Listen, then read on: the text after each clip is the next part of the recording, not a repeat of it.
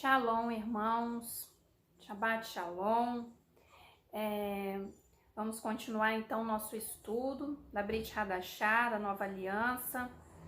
Essa semana a Parashá, né, da Torá, a porção da Torá é a Lecha Lecha, que é Vá por ti, de Gênesis, e a porção da Haftará é Isaías, que o irmão Juarez vai fazer, e eu vou falar com os irmãos da Brit Hadashah em Mateus 5. Primeiramente, vamos orar ao Pai, pedir revelação do céu. Amado Deus, soberano Pai, muito obrigado, Senhor, por a oportunidade de estar aqui, Pai, engrandecendo o Teu nome através da Tua palavra, Pai. Ó Senhor, louvado seja o Teu nome, Senhor, louvado seja o Teu nome. Te peço, Pai, derrama Teu Espírito sobre mim, sobre a minha vida, sobre a vida de todos aqueles que estão assistindo, Pai. Espírito de revelação da Tua palavra, Pai.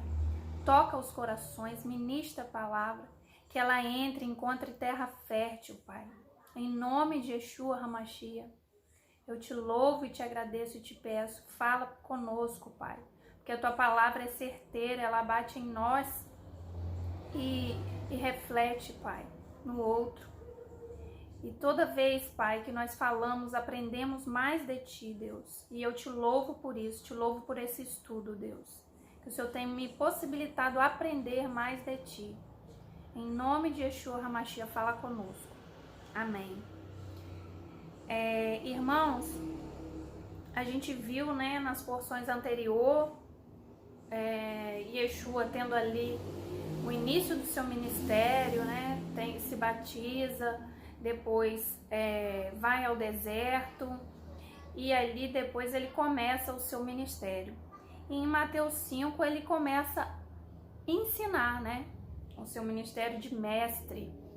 E o que eu queria destacar para os irmãos que não há avivamento, não há cura, não há profecia se não tiver o ensino, a base, a palavra de Deus. Ela é a raiz, ela é o que dá a sustentação, que é Yeshua. Os ensinos, irmãos, tudo aquilo que é ensinado hoje em dia, né? Tem muitos ensinos sendo ministrados e eu peço muito mesmo a misericórdia do Pai por estar aqui também ensinando algo, porque a gente vê todo tipo de coisa. E a palavra, ela é luz, ela tem que ser verdade na nossa vida para a gente ensinar. E muitas das coisas, né, que a gente tem visto que fogem da palavra do Senhor. Corra, irmãos, corra do que não está na palavra. E peça a revelação, analise a palavra, rumine, né? Por quê? Porque muitas das vezes eu posso errar, né? Nós até sem a intenção podemos errar, e alguns até com intenção, porque Satanás, ele desde o princípio, a função dele foi o quê? Distorcer a palavra do Senhor. Então muitas pessoas ensinam a palavra de Deus, ensinam suas ideologias usando a palavra do Senhor, distorcendo a palavra do Senhor. Lá em Gênesis, lá em Adão, a serpente distorceu o que Deus falou para enganar, para ludibriar o homem.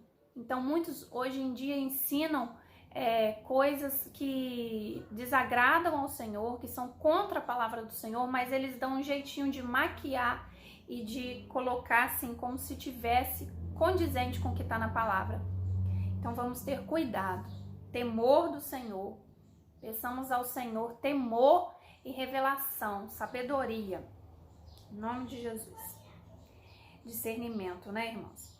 Então lá em Mateus 5, vamos começar lá lendo. E Jesus, vendo a multidão, subiu a um monte e, assentando-se, aproximaram-se dele os seus discípulos. E abrindo a sua boca, os ensinava. Então ali a gente vê Jesus sentando para ensinar, abrindo a sua boca, a sua palavra, sendo liberada para ensinar. E aí a gente vê dois públicos com Jesus. dois públicos que a gente pode observar. Primeiro, o público, os discípulos. Os discípulos estão ali perto, se achegam perto. O que eles querem? Eles querem ser como Yeshua, eles querem ser como Jesus. E também tem a multidão que se assenta ali e quer o que Yeshua tem para dar, o que Yeshua tem para oferecer. Irmãos, eu peço perdão porque aqui a minha rua é muito, muito barulhenta mesmo. Eu procurei lugar aqui em casa para gravar, mas não tem lugar silencioso aqui, né? Mas em tudo dai graças. Então, os irmãos perdoem o barulho. Então, tem as pessoas que se aproximam de Jesus para ser como ele, e tem as pessoas que se aproximam para adquirir, usufruir o que ele tem para dar. E ele tem para dar muita coisa, né? E nós recebemos também, nós queremos receber o que ele tem para dar e queremos ser como ele, em nome de Yeshua. Então, irmãos, ali, as bem-aventuranças, né, esse sermão que Yeshua ensina, ele ensina o caráter dos cidadãos do céu. O caráter que o cidadão do céu, que está aqui na terra, tem que ter. De 1 ao 16, ele vai falar da natureza da justiça verdadeira, a justiça verdadeira de Deus. 17 ao 20, ele vai falar qual é o caminho para essa justiça. E do 21 ao 48, ele vai mostrar a justiça em ação. E ensinar. E ensinar é o que é? Ensinar é dar uma parte da sua vida. Nós, como os professores, alguns, né, que vão assistir também, que também são professores, sabe que o professor, quando ele ensina, ele doa parte da sua vida. Ele tem que planejar, ele tem que se entregar ali para aqueles alunos, e ele está doando o que ele tem. Então, ensinar é doar parte de você, parte da sua vida. E Yeshua está ali ensinando e colocando a justiça em ação. Aí ele começa: bem-aventurado os pobres de espírito, porque deles é o reino dos céus. Mas como assim pobre de espírito? Então quem é pobre de espírito, porque a gente usa essa palavra no termo pejorativo, né? Pobre, fulano é pobre de espírito. Não é uma palavra, pelo menos eu entendo como um sentido positivo, né? Mas aqui a palavra real, no significado real da palavra, né, no hebraico, o pobre de espírito que ele está querendo dizer que seria aquele que não sabe o caminho, que precisa de alguém para dirigir, uma pessoa sem orgulho, que reconhece a sua fraqueza. Então, o pobre, ele não é porque a pessoa tem pobreza no seu interior, mas ela reconhece a sua incapacidade. Então, por isso que ele está falando, é a humildade. O pobre de espírito é a humildade. Então, aquele que sabe que precisa de alguém para indicar o caminho. Ele não sabe o caminho, mas ele segue quem sabe, aquele que vive na dependência. Ele sabe que ele precisa de ajuda. Esse é o pobre de espírito. Bem-aventurado aquele que tem sucesso no reino de Deus. O que ele está dizendo ali? Aquele que tem sucesso no reino de Deus é depender completamente de Deus. É esse que é o que tem sucesso no reino de Deus. É o que depende mais. Seguindo no 4. Bem-aventurado os que choram, porque eles serão consolados. O choro de arrependimento. Quem não está confortável com o pecado, né? Aquela pessoa que chora, que ela não está confortável com o pecado que ela praticou, que o mundo pratica. Então, essa pessoa que chora, que lamenta, que se arrepende, lamenta a sua condição pecaminosa, se incomoda com as trevas, com o profano, com o mundo pecaminoso, essa pessoa é bem-aventurada, porque ela será consolada quando vier a justiça do Eterno, de Yeshua. 5. Bem-aventurados os mansos, porque eles herdarão a terra. Mansos que são domados pelo Senhor. O que é um animal manso, né? Eu tenho aqui uma rosela mansa. Por quê? Porque eu consegui domesticar ela, né? Desde novinha, tem que pegar novinho, dar papinha e tudo, para ele conseguir ter um convívio e confiar em mim, a ponto de deixar eu manusear, né? Porque uma ave, geralmente, na natureza, ela não vai ter esse contato. Então, nós temos que ser mansas, temos que ser domesticados pelo Senhor, confiar nele, deixar ele nos guiar, nos alimentar, né? Ali, quando você pega uma ave mansa, você tem que dar papinha no biquinho, desde novinho, para ele se acostumar com você. Então, que nós venhamos deixar o papai nos dar a papinha e o alimento sólido também, forte, na nossa boca, o maná, que é Yeshua, o pão da vida. Temos que deixar esse pão da vida nos alimentar, nos dar sustância, para assim nós tenhamos contato, convívio e confiança com ele. Então, os mansos são domados pelo Senhor, submissos, capazes de enfrentar as injustiças do mundo, confiando na justiça do Eterno, mantendo a fé serena. Assim, já pratica o reino de Deus aqui na terra. Você confiar na justiça do Eterno, você ser manso, enfrentando as injustiças desse mundo, confiando em Deus, aí você vai herdar a terra, porque você já está cumprindo princípios do Senhor aqui. Mansos, irmãos, são os que abriram mão dos seus direitos e focam naquilo que é os seus deveres. Muitas das vezes nós temos que abrir mão do nosso direito, mesmo sabendo que é direito, mas às vezes a gente tem que se calar, às vezes a gente tem que engolir, às vezes a gente tem que repensar e focar naquilo que eu preciso fazer pelo outro, que eu posso fazer pelo outro, mesmo que o outro não faça, não seja justo, não seja direito com a gente. Então, esse é o manso. Aleluia. Jesus aqui, irmãos, Yeshua, ele nos dá uma aula dura. É uma aula dura, irmãos. Muito dura, porque a gente tem que rever todos os nossos conceitos. E é isso que ele veio fazer. Bem-aventurados os que têm fome e sede de justiça, porque eles serão fartos. Fome e sede de justiça não é aquela justiça própria, a nossa justiça que quer a todo custo impor, né? Porque a gente acabou de falar que o manso é aquele que abre mão dos seus direitos. Então, essa justiça não é a nossa justiça que a gente tem fome, é a justiça do Pai, que muitas das vezes a gente não entende a justiça de Deus, porque a nossa justiça, a palavra diz, né, é falha, é fraca, é nada. Então, buscam a justiça de Deus, não a nossa justiça com as nossas próprias mãos. Bem-aventurados misericordiosos, porque eles alcançarão misericórdia. Misericordiosos é você reconhecer que você não é melhor que ninguém, que você precisa de misericórdia de Deus o tempo todo.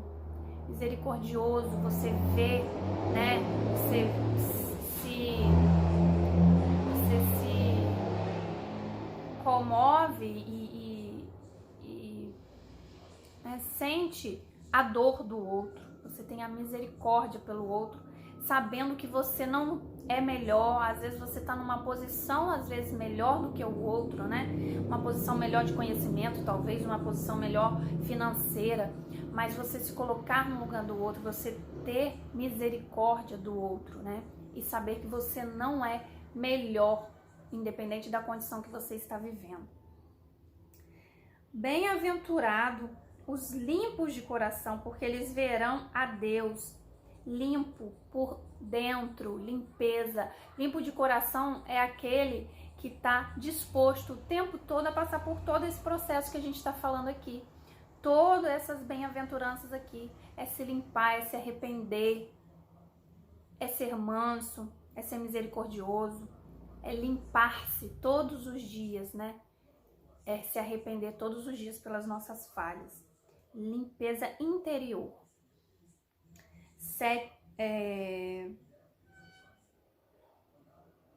Vamos lá no 9. Bem-aventurados os pacificadores, porque eles serão chamados filhos de Deus.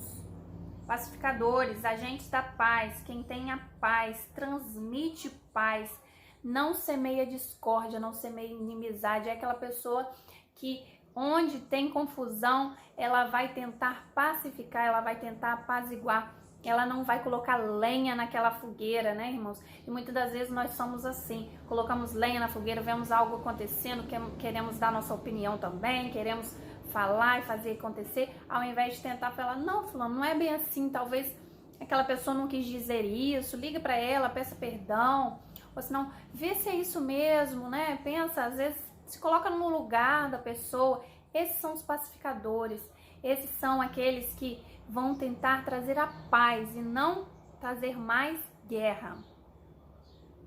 Amém? Os pacificadores serão chamados filhos de Deus, filho como Yeshua. Por quê?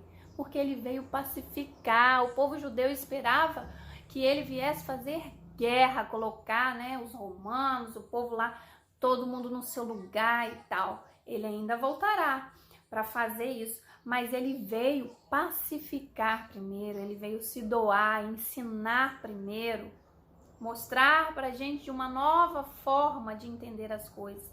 Então, ele é filho e quem é pacificador também será chamado filho de Deus. Bem-aventurados os que sofrem perseguição por causa da justiça, porque deles é o reino dos céus. Ah, eu sou perseguido, então o reino dos céus é meu, eu sou perseguido. Mas você é perseguido por causas nobres, pelo Senhor, pela palavra verdadeira, pela luz? Porque tem gente que é perseguido, né, irmão? Porque é um irmão munheca, porque é um irmão velhaco, como o pessoal diz, que não paga as contas, que não paga quem deve, é perseguido porque é um mentiroso, é perseguido porque é fofoqueiro. Não é por isso, né, irmãos? Pelo amor de Deus. Temos que ver que essa perseguição é por causa de algo que você está levando da verdade à luz. E muitas das vezes seremos perseguidos por isso. E quando se entende os motivos e os propósitos de Deus, assim como Paulo experimentou o amor profundo de Yeshua, ele se alegrava ao ser açoitado. É um nível profundo de amor, irmãos, um nível profundo de amor que eu quero viver e que eu incentivo os irmãos a viver também. Um nível de amor que, quando entende todo o propósito, todos os propósitos de Deus, quando recebe a glória de Deus, entende, a pessoa está disposta a sofrer pela palavra. Esse é um nível profundo do amor do Senhor. Bem-aventurados sois vós quando vos injuriarem e perseguirem e mentindo disserem todo o mal contra vós por minha causa. Exultai e alegrai-vos, porque grande é o vosso galardão nos céus, porque assim perseguirão os profetas que foram antes de vós. Vós sois o sal da terra, e se o sal for insípido, como que se há de salgar? Para nada mais presta, senão para lançar fora e ser pisado pelos homens. O sal, nós somos o sal da terra. O sal, ele serve para quê? Ele era usado para conservar os alimentos, para prevenir de dar aquelas bactérias, né, coisas ruins ali no alimento. Então, também para dar sabor, né, a alegria ali daquela alimentação, daquela coisa gostosa. Então, a nossa missão como povo de Deus deve ser como um sal que previne ali, que aponta o que é perigoso, que mata os germes, as bactérias, não deixa o mal se alastrar. Não podemos ser um povo omisso, neutro, que não dá sabor, não dá direção.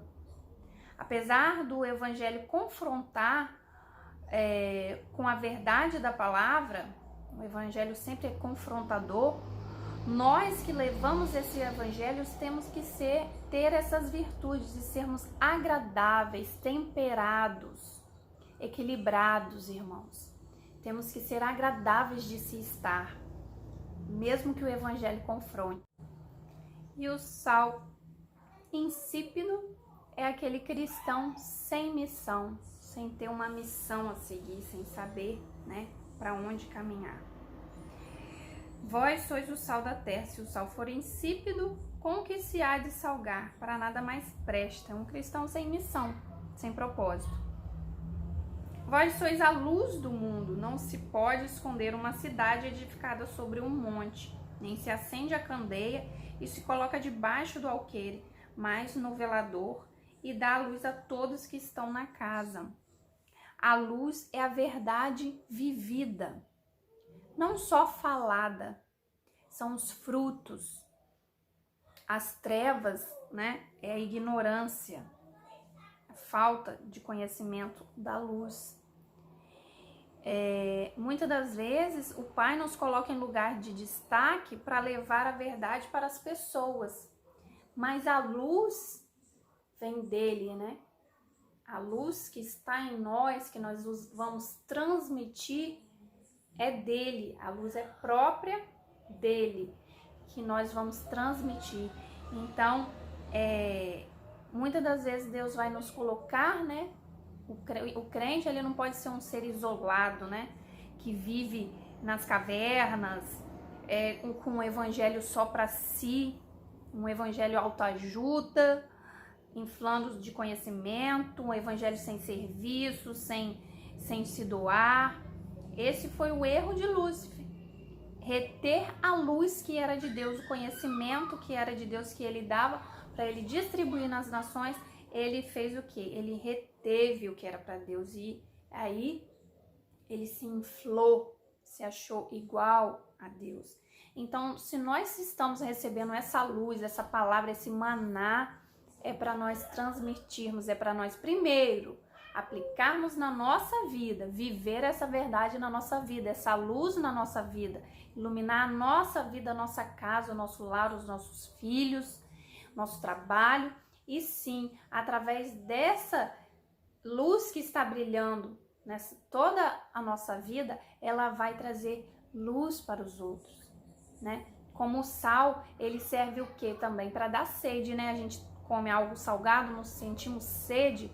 Então, aquele que é sal da terra também, através da vida dele, vai dar sede nos outros, para que os outros tenham sede de beber essa água viva, essa água que mata a sede, essa água que é Yeshua. Então, é através do nosso exemplo, né, da nossa vida, tendo esse sal, a nossa vida tendo essa luz, aí sim ela vai poder transmitir aos outros. Não adianta a gente querer transmitir algo que a gente não tem, né? Algo que a gente não vive. Isso é muito difícil, irmãos. Por isso, o temor de viver aquilo que a gente tem recebido da palavra e de não reter também. Porque quando a gente aprende, é que Deus está derramando graça, porque dependesse de nós, né? Esse conhecimento é graça de Deus, é misericórdia que nos alcança. Quantos precisam dessa luz? Quantos precisam dessa verdade, dessa palavra, desses conhecimentos e não estão recebendo, não têm oportunidade? Então, quando a gente recebe, nós estamos recebendo a graça do Pai, a misericórdia dele. Louvado seja o nome dele por nós termos esse alimento na nossa mesa para nos alimentarmos e para dividirmos. Amém?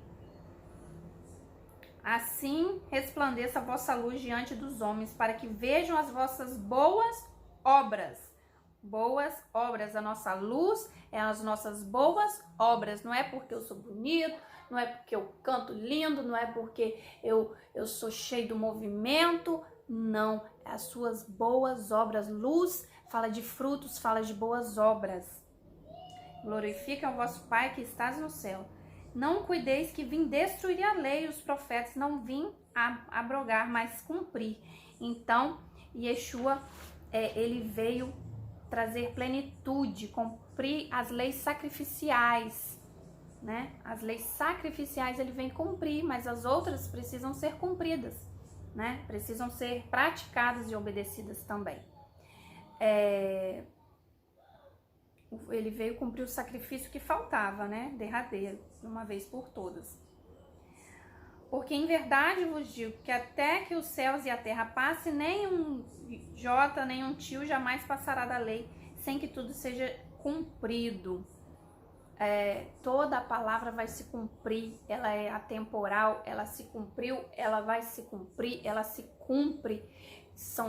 Nós vivemos ciclos do Senhor. Então toda a palavra ela é cumprida e vai se cumprir. Aleluia. Porque em verdade vos digo que até os céus e a terra passam. Já li esse. 19. Qualquer, pois, que violar um destes mandamentos, por menor que seja, e assim ensinar os homens, olha o temor de Deus ao ensinar, irmãos. Não vamos ensinar aquilo que a gente não sabe. Misericórdia, Senhor, me ajuda. E assim ensinar os homens, será chamado menor no reino dos céus. Aquele, porém, que os cumprir e ensinar será chamado grande no reino dos céus. Aleluia. Então, esse versículo aqui, 20. Porque vos digo que se a vossa justiça não exceder a dos escribas e fariseus, de modo nenhum entrareis no reino dos céus.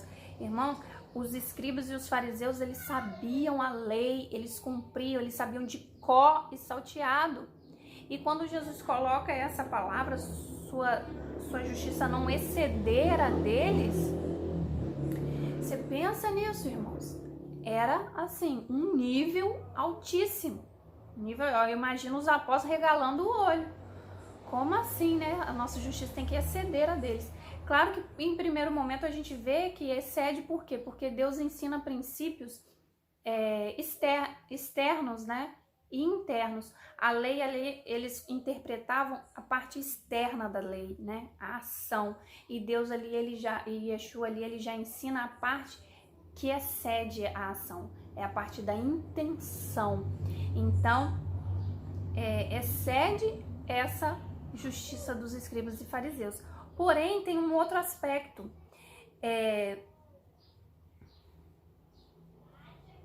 Porque quem nos justifica, a nossa justiça hoje, após a morte de Yeshua, quem nos justifica, a nossa justiça é a dele que está sobre nós. Por isso que somos maiores, pela justiça dele que entramos no reino. Você vê que os outros homens entraram por sua justiça, Abraão, Noé, João, e por isso que na palavra de Deus, né, nós já lemos até, que fala que João é o menor, dos nascidos de mulher, João seria o menor. Por quê? Porque a justiça dele era dele, mas nós estamos sobre a justiça, sobre a graça de Yeshua que está sobre nós. Essa é a maior justiça que tem, então nós estamos sobre essa justiça. Nós, após João, somos maiores, pois entramos não por nossa justiça, a justiça dele está sobre nós. É o nosso ingresso VIP, nós temos o ingresso VIP, a justiça dele sobre nós. Quando reconhecemos, claro, né? Quando reconhecemos que não podemos sozinhos e que precisamos de uma justiça maior que a nossa. Porque se fosse pela nossa própria justiça, pelo nosso cumprimento da lei, de obedecer e tudo, não entraríamos. Mas estamos remidos pela justiça dele. E é isso que nos torna remidos, né? E dignos. É a justiça dele que está sobre nós. Então, aquele que observar e obedecer e ensinar será grande no reino dos céus. Aí nós percebemos, a entrada é VIP, né? Ele nos cobriu para entrarmos. É só reconhecer que Ele é o nosso Salvador, que Ele é a nossa graça, que é só através dele que nós podemos, que por nós mesmos não conseguimos. Então nós ganhamos esse ingresso VIP. Só que o reino tem pequeno e grande. Aqui ele fala que aquele que obedecer e ensinar será grande no reino dos céus. Não tem igualdade, não tem, né, aquela coisa, todo mundo é igual. Não, será grande no reino dos céus. E aquele que, né, o contrário também. Não fala que não vai entrar no reino dos céus, mas que será pequeno. Então o reino tem pequeno e grande. Então, irmãos, ensine onde você tiver oportunidade, ensine, não perca a oportunidade de ensinar a palavra de Deus para as pessoas. Amém? Ouvistes o que foi dito aos antigos: não matarás, mas qualquer que matar será réu de juízo. Eu, porém, vos digo que qualquer que sem motivo se encolerizar, né, tiver raiva contra o seu irmão, será réu de juízo. Qualquer que disser a seu irmão, raca, que era uma palavra pejorativa, né, será réu do sinédrio. E qualquer que lhe disser louco, será réu do fogo do inferno. Então aqui ele fala, vocês ouviram o que foi dito. Ele está falando da lei oral, né, da interpretação da lei que era, não matarás. Então ele vem e interpreta de forma mais elevada, ao nível, como eu falei, interno, não só o que você faz, mas a intenção que está no seu coração, das suas ações, a intenção, aquilo que você está sentindo e pensando contra o seu irmão, já pode estar assassinando ele. Jesus, então, eleva os relacionamentos, perdão e paz acima das ofertas e sacrifícios aqui, ó. Porque se trouxeres a tua oferta ao altar, e aí te lembrares que teu irmão, lembrares de que teu irmão tem alguma coisa contra ti, deixa ali no altar a tua oferta e vai reconciliar-te primeiro com teu irmão e depois vem apresentar a tua oferta. Então ele coloca o seu relacionamento com teu irmão, com a tua família, acima das ofertas e do sacrifício, porque ele não quer sacrifício, ele quer o nosso coração remido e limpo internamente. Então ele coloca o relacionamento acima, né, disso. Não quer dizer que não devemos dar ofertas né, porém temos que estar acima disso. Concilia-se depressa com teu adversário enquanto está no caminho com ele. Quando a gente também vai dar uma oferta de sacrifício, que somos nós, sacrifício vivo ali, quando a gente vai cultuar a Deus, louvar, dançar, pregar a palavra, nós estamos ali, nos oferecemos como uma oferta. Então, se essa oferta também for, e você tiver algo contra o teu irmão, algo no seu dia que te tirou ali da graça, você vai se reconciliar antes de fazer isso, antes de se doar como sacrifício, porque senão não será recebido. Concilia depressa com o teu adversário enquanto está no caminho com ele, para que não aconteça que o adversário te entregue ao juiz, porque quem é o nosso adversário? Quem vai estar ali o tempo todo nos acusando? Como que Deus vai receber se o adversário vai estar ali diante de Deus falando, ela está aqui agora falando, cantando bonitinho, louvando, mas olha só o que ela fez ali. Olha lá atrás o que ela falou. Olha a briguinha lá que ela arrumou. Olha só. Então, o advogado, o acusador, irmãos, ele não brinca, não. Então, a gente tem que ter essa mentalidade. Corre, reconcilia-se com o teu irmão e com o pai. Em nome de Yeshua. E não é fácil, a gente tem que matar o nosso eu, matar o nosso orgulho. Quantas vezes brigamos dentro de casa, discutimos, né? Graças a Deus aqui a gente não tem briga. É uma discussãozinha, né? Discute alguma coisa, um desentendimento, na hora de ir para a igreja, irmãos, na hora de ir para a igreja. E aí o que a gente tem que fazer? Engolir, repensar, se acalmar, ir lá e reconciliar, pedir perdão, reconhecer. E graças a Deus a gente tem feito isso aqui em casa. porque a gente sabe que não podemos entrar na casa do Senhor, apresentar nossa oferta, nosso sacrifício com o coração em trevas, com problemas, né? Porque aí não vai adiantar, se Deus não vai receber, qual o propósito? Porque eu não tô fazendo, a gente não tá fazendo para homens. Porque a gente pode cantar bonito, os homens vão receber. Aqueles que estão ainda, né, com o espírito desligado do Senhor vão receber, que é uma beleza. Mas se ele não vai receber, não vai ter propósito para mim. Concilia-se depressa com teu adversário. Em verdade te digo, de maneira nenhuma sairá dali, enquanto não pagares o último cêntimo. Ouviste que foi dito aos antigos, não comerás adultério. Eu, porém, vos digo, qualquer tentar, cobiçar. Então ali, Jesus aqui agora nessa parte ele vai falar do adultério, da intenção mais uma vez, que não é só adulterar, a intenção já faz com que você entre num processo de pecado. Então, vigie a mente o tempo todo.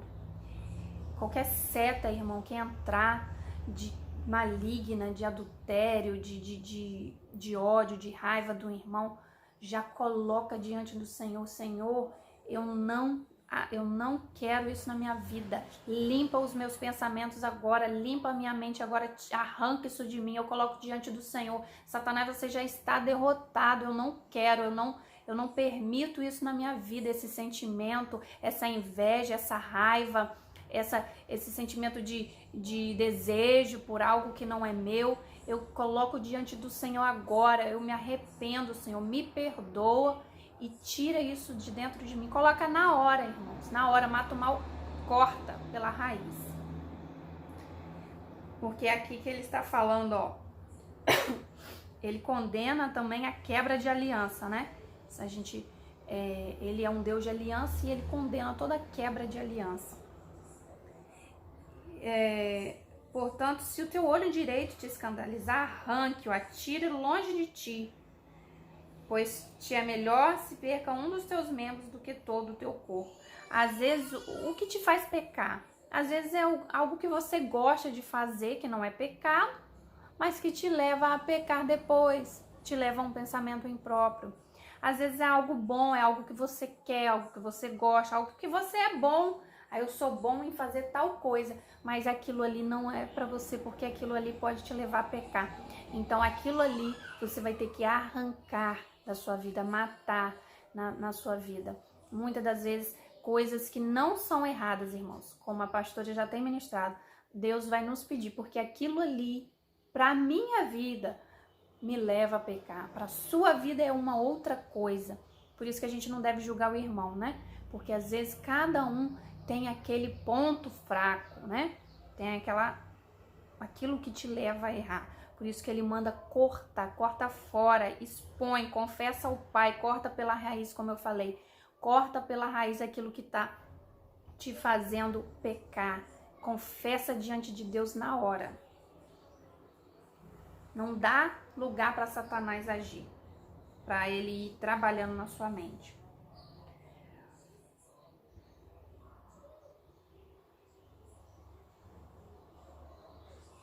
Outro sim, ouviste que foi dito aos antigos, não perjurarás, mas cumprirás os teus juramentos ao Senhor. Eu, porém, vos digo, de maneira nenhuma jureis, nem pelo céu, porque é o trono de Deus, nem pela terra, porque é o escabelo de seus pés, nem por Jerusalém, porque é a cidade do grande rei, nem jurarás pela tua cabeça, porque não podes tornar um cabelo branco ou preto. Seja, porém, o vosso falar sim, sim, não, não, porque o que passa disso é procedência maligna. Irmãos, nós como crentes, cristãos, temos que ter palavra. A gente não pode ter que depender de juramento para as pessoas confiarem no que a gente fala. Então, construa sua imagem, onde as pessoas têm confiança no que você fala, acreditam em você por si só, porque você sempre cumpre o que você se compromete. Então, a gente tem que ter esse compromisso, cumprir o que a gente fala. Se a gente tem dúvida, retenha, nem fala que vai fazer, para depois não passar por mentiroso, porque as pessoas vão perder sua confiança. Então não jure, não perca a confiança, construa sua imagem. Ouviste o que foi dito, olho por olho e dente por dente. Irmãos, o olho por olho e dente por dente não é algo errado. Foi algo criado, por quê? Porque a nossa justiça é falha, né? Então Deus deu olho por olho, dente por dente, porque tipo assim, se eu machuquei sem querer lá, aconteceu alguma coisa, eu cortei a mão do irmão. Aí esse irmão que eu cortei a mão, ele vai vir pra cima de mim, vai querer me matar. A minha mão que servia pra eu trabalhar, agora como que eu vou fazer? Eu vou te matar. Então eu cortei uma mão, o outro vai querer me matar, vai querer tirar a vida. Então seria o quê? Uma injustiça. Uma mão por uma vida inteira? Então uma mão por uma mão. Esse seria o correto, né? Então essa lei foi posta para isso, para evitar esse tipo de desequilíbrio, porque a gente tende a, em nós, querer a nossa dor ampliar no outro, né? Como diz, pimenta no olho dos outros é refresco. Quando é com a gente, parece que é 1000 vezes pior. Então a gente vai querer devolver a mais. Então olho por olho, dente por dente, era assim que era feito. Te arrancou a mão, então você ficou sem sua mão para trabalhar, o outro vai ficar também, mas vai estar vivo. Você não vai arrancar o braço inteiro do outro, você não vai arrancar a perna, é a mão. Então essa lei era de justiça. Porém, Jesus eleva mais uma vez: eu, porém, vos digo que não resistai ao mal, mas de qualquer te bater na face direita, ofereça-lhe também a outra.